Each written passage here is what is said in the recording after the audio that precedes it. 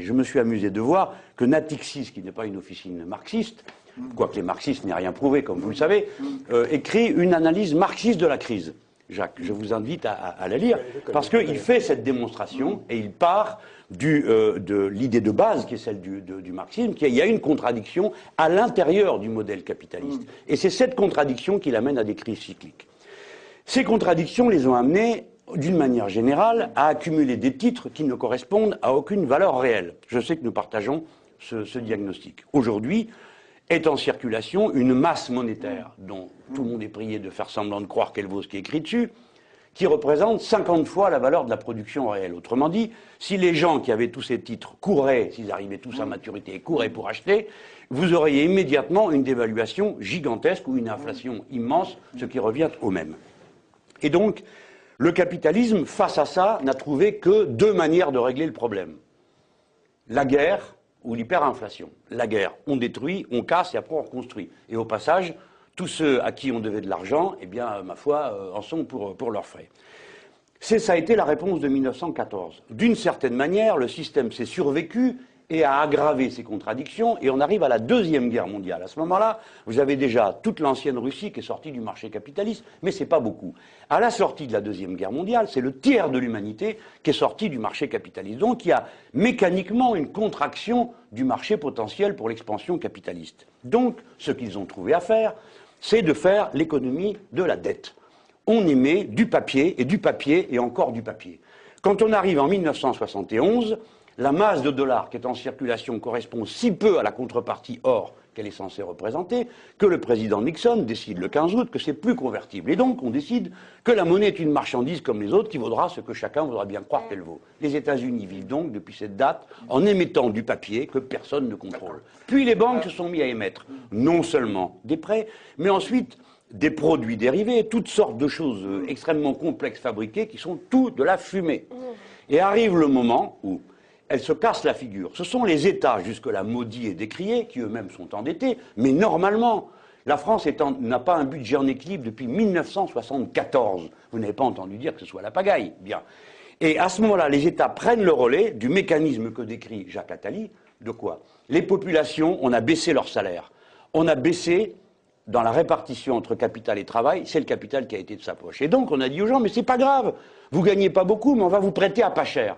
Vous n'avez pas assez d'argent, c'est pas grave, on vous prête quand même. Oui. Et ça a donné la crise des subprimes. L'État est donc venu derrière prendre le relais de tout ce que le privé ne faisait pas. Oui. Et on a, pardon, je termine là-dessus, on a démantelé l'État dans tous les pays du monde en se disant l'économie privée va venir prendre son relais et faire de l'accumulation capitaliste. Alors, rien de tout ça s'est produit. Chacun de vous deux ayant exposé brillamment les raisons pour lesquelles... Je ne sais pas si c'est brillant, mais en tout cas, c'était tout à fait brillant pour lesquelles on en est arrivé là. Est-ce que le fait que vous citiez les chiffres contenus dans le livre de Jacques Attali signifie que vous partagez son constat selon lequel il faut agir maintenant d'urgence et sur le budget 2011? Et après, je reposerai ma question à Attali du début, que je n'ai pas oublié, c'est agir, oui, mais faire quoi? Alors, je pense que, le point de vue de Jacques Attali et le mien ne se situe pas dans les mêmes registres. Attali est un observateur, un conseiller, on pense qu'on veut ce qu'il raconte. Moi, je pense beaucoup de mal de son rapport et pas mal de bien de son livre parce que je l'ai trouvé très intéressant, mais il n'est pas dans le registre de l'acteur direct, du protagoniste. Il n'est pas. Donc, en tant que, je dirais, comptable avec des guillemets, oui. C'est lui qui a raison. Si on ne fait rien, il est absolument certain, compte tenu de ce qui se passe, que ça va mal tourner. Si on fait rien, là, cette année, pour le budget 2011. Le budget 2011 et puis les suivants. Alors après, il n'y a que faire. Voilà. C'est toute la question. Mais attendez, juste termine là-dessus. Moi, je pense que tout ça est un pur rapport de force. C'est ça que je voudrais dire maintenant, Monsieur Schinderman. C'est un rapport de force et rien d'autre. Le livre d'Attali permet de savoir qu'il n'y a pas de niveau évaluable correctement de la dette. Que la comparaison entre un niveau de dette et le PIB est une douce rigolade, parce que la dette c'est en stock, le PIB c'est en flux. Que n'importe qui évalue ses dettes par rapport à ses avoirs, sauf l'État. Oui, mais c'est des choses très importantes à dire aux gens pour dédramatiser la situation. Est-ce que si c'est un pur rapport de force, ça veut dire que l'urgence n'est pas réelle et que l'urgence est relative et qu'on peut décider qu'il n'y a pas d'urgence et qu'on peut décider mais je vais vous expliquer. Quelqu'un vient vous voler avec un revolver. Vous pouvez dire, comme c'est qu'un rapport de force, je m'en fiche. Non, voilà. C'est un rapport de force, donc ça urge. Donc oui, urgence. La réponse est dans le rapport de force, c'est ça que je veux dire. Un rapport de force, ça veut dire quoi? Ça veut dire qu'il faut affronter les prêteurs. Il faut voler les voleurs. Il faut étrangler les étrangleurs. Voilà ma logique d'action. C'est une action qui vise à dire, si vous attaquez la France, je vous frappe. mais il faut avoir une ligne concrète de maintenant. Première chose, sortir la dette des États du marché. Permettre aux États d'emprunter à la Banque centrale européenne au taux auquel elle-même elle prête aux banques, ou bien rétablir la capacité pour les banques nationales, je sais que ça serait très compliqué à l'heure actuelle, d'émettre elles-mêmes de la monnaie. Bon. Est-ce que là tout le monde me suit? Oui. Bien. C'est très important. C'est faisable? C'est réalisable? Vous prenez la décision et la minute d'après ça se fait. Parce que y a un autre petit détail que les gens ne comprennent pas toujours, hein, c'est que la banque ne possède pas l'argent qu'elle prête. Ça, c'est toujours très compliqué à le faire comprendre. Elle l'a pas, c'est pas dans son coffre, elle vous prête pas l'équivalent.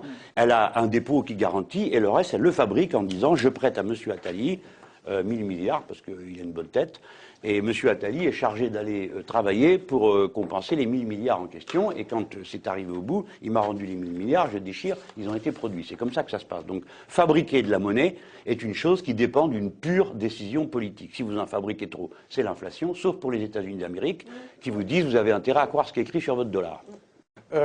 Dans un texte extrêmement synthétique qui, j'imagine, résume votre pensée et qui s'appelait, je crois, de mémoire, si j'ai pas pris l'imprimante avec moi, leur truc ne marche pas, le nôtre, comment ça... Le nôtre aussi. Leur truc ne marche pas, le nôtre aussi. Jean-Luc Mélenchon a l'air de dire que finalement l'inflation, c'est pas si dramatique que ça. L'inflation ronge la rente, tant mieux. Voilà. Ben, c'est une affaire de contrôle. Bon, et là, la difficulté de notre débat, c'est que tantôt on est dans le scénario idéal, donc on aurait beaucoup de choses, et puis après on est dans le scénario opérationnel. Par exemple, là, Jacques Attali a dit les marchés, il dit les prêteurs, moi j'aime mieux aussi l'expression, au moins c'est concret, les prêteurs, on sait où ils habitent, les marchés, on ne sait pas qui c'est. Ouais. Bon. Ah d'accord. Ah ben oui. Ah d'accord.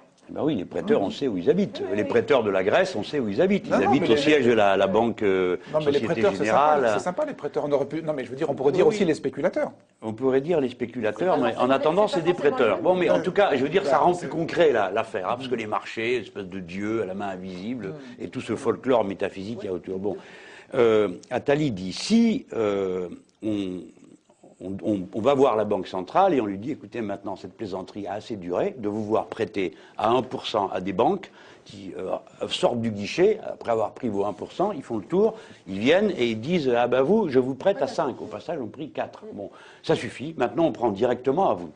Il dit, si on fait ça, ça va faire monter les taux d'intérêt. Oui, mais pas les taux d'intérêt pour les États, puisque les États iraient se financer auprès de la BCE. Donc Jacques, ou alors je vous ai mal compris, mais ça ne fera pas augmenter le service de la dette pour notre pays.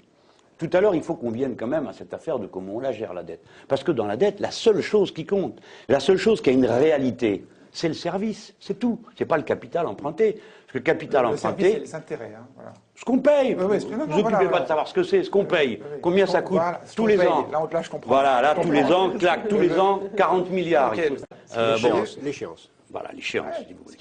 Il faut payer. Voilà, pour la France, c'est 40 milliards par an. Voilà, c'est ça qu'on sort. Ça vient juste derrière l'éducation nationale et c'est avant le budget de la défense. Bon, voilà, donc c'est ça que ça coûte. Il n'y a que ça qui a une réalité. Tout le reste, c'est des mots, des phrases. Donc, vous avez une décision politique qui, évidemment, est choquante, qui est une décision de temps de guerre, qui est une décision d'agression, de lutte, qui consiste à dire, eh ben, comme ont fait les Argentins.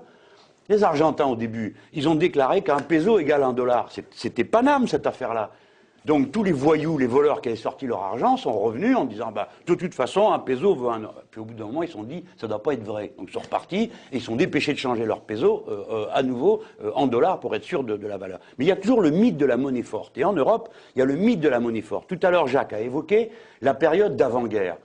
Je ne sais pas si vous vous souvenez que le G20 avait mis en gros, attention, le danger, c'est le protectionnisme, et le journal Le Monde, attention, le protectionnisme, tous les gens suspects de nationalisme comme moi étaient aussitôt montrés du doigt. Bon, mais moi j'ai été regardé par curiosité, j'y connais rien, c'est pas ma formation économiste. Donc j'ai été voir qu'est-ce qu'on a fait dans ces fameuses années 1929. Partout des politiques d'austérité. Avant le protectionnisme, c'était l'austérité. Qu'est-ce qu'on est en train de faire aujourd'hui? Des politiques d'austérité partout. Or, Jacques Attali dit, il faut réamorcer la pompe. Mais vous ne pouvez pas réamorcer la pompe si tous les pays en même temps sont en train de décider de serrer le kiki. Donc moi je sais que si je suis gouvernant, et ils me sautent tous à la gorge avec leurs 40 milliards, au moment où j'arrive à la date d'échéance et on me dit, ah bah écoutez, maintenant ça va vous coûter 4 ou 5 points de plus, j'ai deux choix. Je fais Papandréou, c'est-à-dire je me mets sous la table, je dis pardon, excusez-moi, on a acheté des maisons et des voitures, j'ai honte, les Grecs sont des nuls, ou on met un autre revolver sur la table et on dit, ah ben c'est comme ça, je vous rééchelonne la dette. Voilà, premièrement. Et deuxièmement, vous, qui êtes des banques, je vais vous faire un emprunt forcé, parce que c'est vous qui allez payer. Bon. Est-ce que c'est impossible? Ça s'est déjà fait dans l'histoire. J'ai retrouvé dans votre bouquin les traces des emprunts forcés, j'ai regardé, il y en a eu quelques-uns. Hein. Donc ça veut dire que la puissance publique, il ne faut jamais oublier que l'économie, c'est que ça, des rapports sociaux et des rapports humains. La puissance publique peut avoir la force en main. Parce qu'à la fin, il reste une chose qui est vraie, les êtres humains qui produisent, qui échangent.